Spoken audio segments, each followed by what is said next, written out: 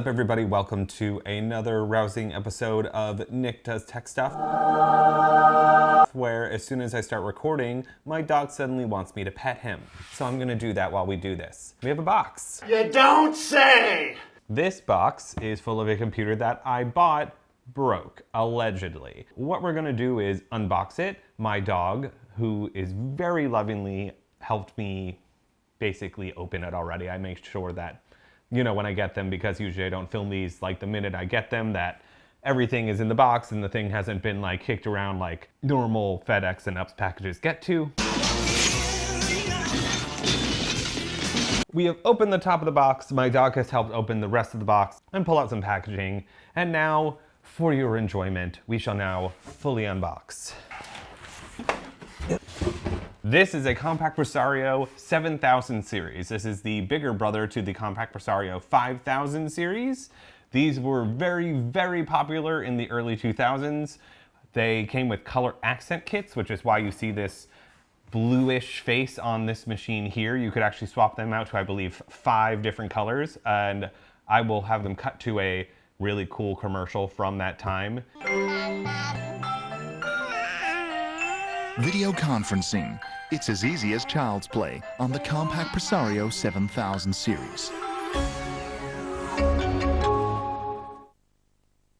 The 5000 and 7000 were the primary lines in the Compaq line. There was also a 9000 series, which was a cheaper computer, and an easy series, but those are not what we're here to talk about. Luckily, the specs are taped onto the side of every single one of these Compaqs, so you knew what they were. This one specifically is a 7 AP135. AP didn't stand for access point, although maybe it should have, but that was before Wi-Fi was a big thing. She came with a 750 megahertz correction, Athlon processor, 128 megs of RAM, a 30 gig hard drive, a DVD-ROM drive, a CDRW drive, separate, dedicated, 16 megabyte NVIDIA TNT2 graphics card, not bad, a Sound Blaster audio card, a 56K modem, and a 10100 NIC. So we're getting out of the 10 megabit era where everything was a 10 megabit card. This computer was sold as not working. I also did some now noticing that they have taped the front door shut, which pisses me off a little bit because I was hoping that this had a functioning front door. I'm hoping maybe they just did that to pack it. Huh, they must have taped it closed for security. Thank you, random eBay person. I actually greatly appreciate that. These guys didn't survive quite as well, although they are intact. These little guys pop in here and they held your CDs. We're just gonna take these out because I don't feel like looking like an idiot struggling to snap them on. Power button, power indicator light, floppy drive. Keep in mind, this was, I think, the last generation to come with a floppy drive standard. Your CDRW, your DVD, your faceplate, your quick access USB and FireWire. Up at the top here, nothing too crazy to write home about. Had a bump. This side is probably the most disinteresting, being that it's got the specs written here that I've recited off. And then, of course, the other side is the door. These were one of the first computers to become a standard ATX style unit with a normal case and door. This was the finally venturing into post-2000s, not 90s Compaqs. This was the, like I was mentioning earlier, set of generations of Compaqs with the 7000 and 5000. The 7000 was the big boy fancy tower. The 5000 was the shorter, more home, or cheaper home computer. This was the high end. The 5000s were the low end. This is the not first, second, third, or fourth, but 5th generation Compaq Presario. They finally went into what was called Feather White. That is the official color Compaq calls this on record when you order CD drives and anything like that. They came with a series of Pentium 3 and Athlon processors. They actually lasted for a pretty long time. This was the first time Athlons became super prevalent. Before that, it was K62s. Athlons really weren't as popular in lines. And this series lasted for quite a long time. These things, I think, started out at the lowest in the 600 megahertz range and went all the way up to 1.3 gigahertz. That is kind of one of the interesting things about these. You also really didn't see a lot of 7000s. You know, as a computer nerd kid, I noticed everybody's computer at all of my friends' house.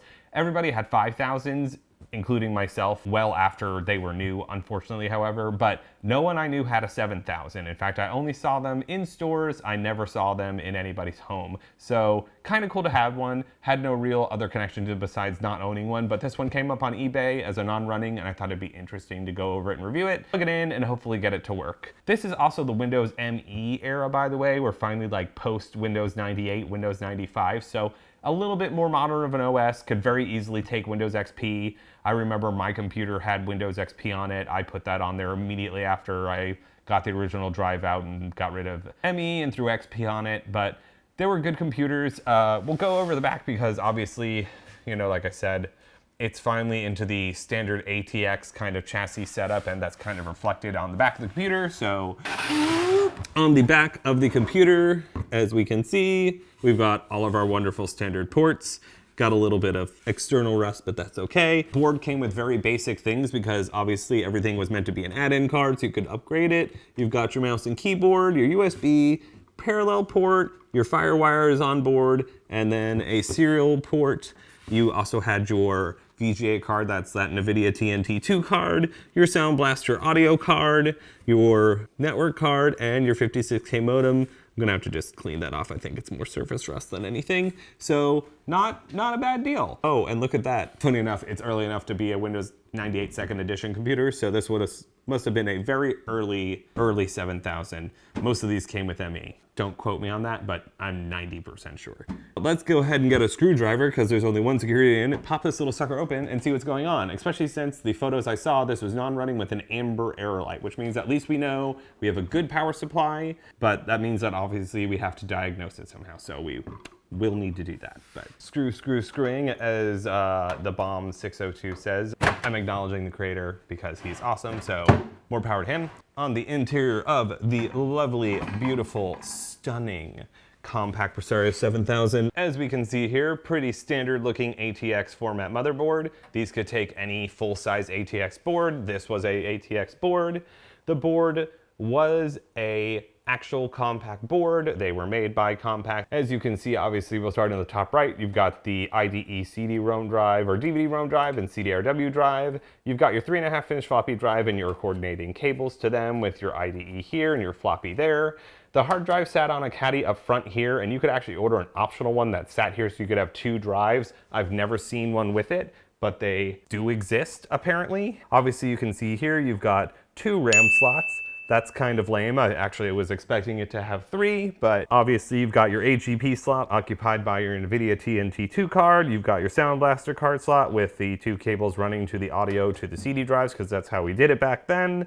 You've got your Ethernet card and then your 56K modem. Here you see the slot loading AMD Athlon processor. The code's right in it if you ever couldn't tell what model it was on it. The processor's always set it. So this is a A0750 MPR224B, so that is a 750 megahertz AMD app. We have a Compaq branded power supply, and it is, pardon my head, 250 watts. That's pretty decent for the time. So 250 watt Compaq brand power supply, Foxconn cables, Compaq original 128 megs of RAM, so this is in fact the original RAM stick. I have seen that logo, but I do not know what she is, so we'll have to do some Googling to figure that out. But oh, it is, but it's PC100 RAM, so I'm hoping that this is the problem. I actually have a hoard of PC100 RAM, being I have so many old computers, so that's like the easiest thing to fix. But for right now, we're gonna just put it safely back in its little home on Whore Island, as Ron Burgundy would say. Why don't you go back to your home on Whore Island? Looks like it's got a VIA chipset on board here. Honestly, that's pretty much it. There's a little baby Northbridge cover, but hey,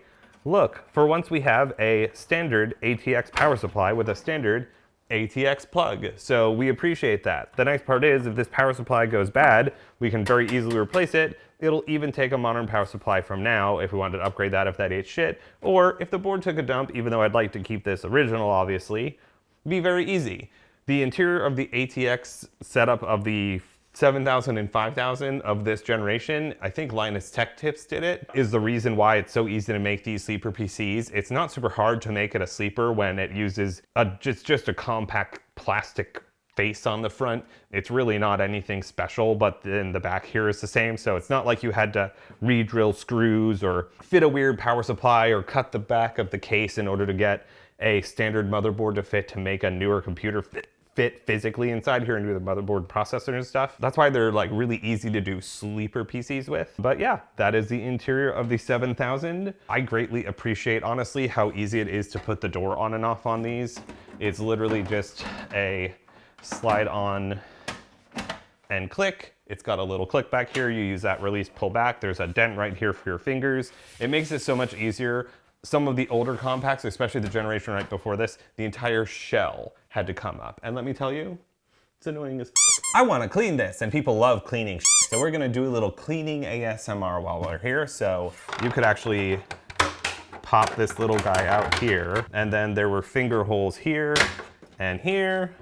Let's see what we can pick up with just wiping her down. Stuff is coming off, but I think we're gonna resort to this guy just because it's easier and quicker. And this is already white and not painted, so you can't harm it. This is why I'm so happy for these magic erasers. They literally do work miracles. I'm glad this product exists.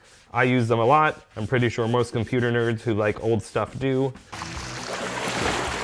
Yeah, something funky is going on here. I don't know if it's easy to see or not. I'll tilt the computer photos, you can highlight it. See how this plastic bar is sitting out here but flat there? It's supposed to be flat all the way around. So we want our computers here at Nick Does Tech Stuff to be as prime, premium, and mint in their placement as they can possibly be.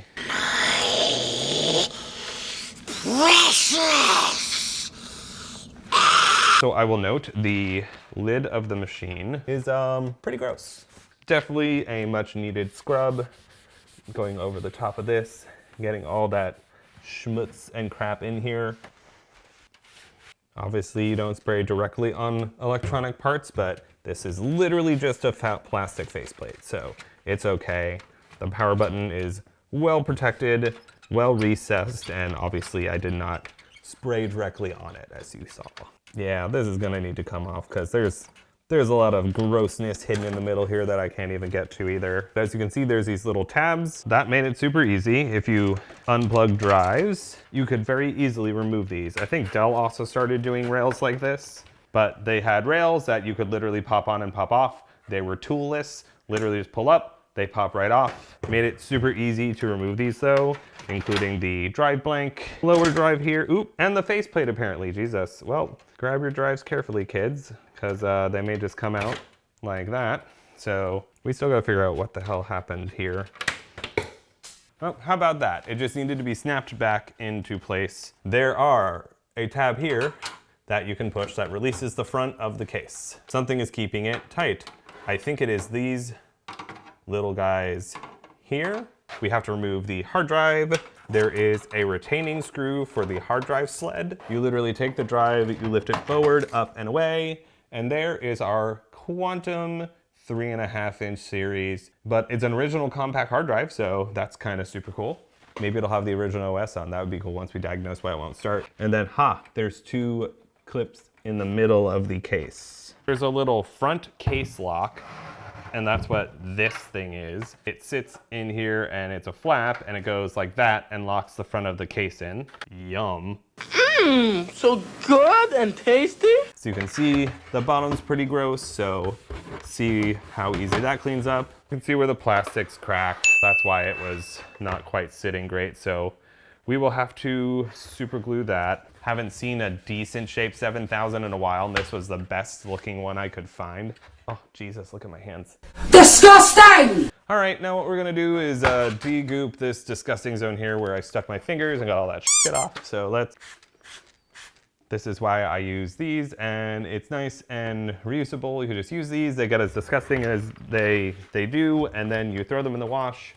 They magically come out clean, and I can use them again. Rub this down. Oddly enough, the faceplate isn't terribly dirty. Also, I'll note that the lines in here are actually molded into the back. That was done to look like the iMac lines Compaq Presario 1400, which was a laptop, they actually did the same thing. It had a matching color accent kits to these, came out at the same time. I happen to own one, have a video on it. And it also came with color accent kits in the same orange, blue, deep blue, green, and red. Although I've never seen anybody actually buy a color accent kit, but if one pops up on eBay, you believe you me, I am buying it because I would love, they also made this in, it was super rare and it was a very late one, but it was called Caribbean Blue, which was like a very bright, pretty blue, not the blue that this is, but it would be super, super cool to own one. This card was well protected, as you can see, and it's not full of dust. Ethernet card has a little dust here. Sound Blaster card, there she is in all her glory. Shine it up, get rid of all its schmoo. Beautiful. Wind. Last, the Ethernet card. In the words of Kate Winslet to Jack, "You are so annoying." You are so annoying! And that's this case. This thing apparently is not stopped from going this way beyond anything but the drives, and I just had it, so I was just gonna scratch and mar the piss out of it. So pay attention when you're reassembling things, kids. I kind of want to like make these like the ultimate in everything when I can, so I want to try and find a Heather White iMega zip drive, because that would be cool to have the zip and floppy in there. They stopped doing super disk drives, so you won't get one of those, but boop, pop bay, boop. All right, there we go. Let's go ahead and throw our faceplate back on, which will cover that plastic scar for a little bit. Into place. These were actually easy, just kind of pop them down, push them in.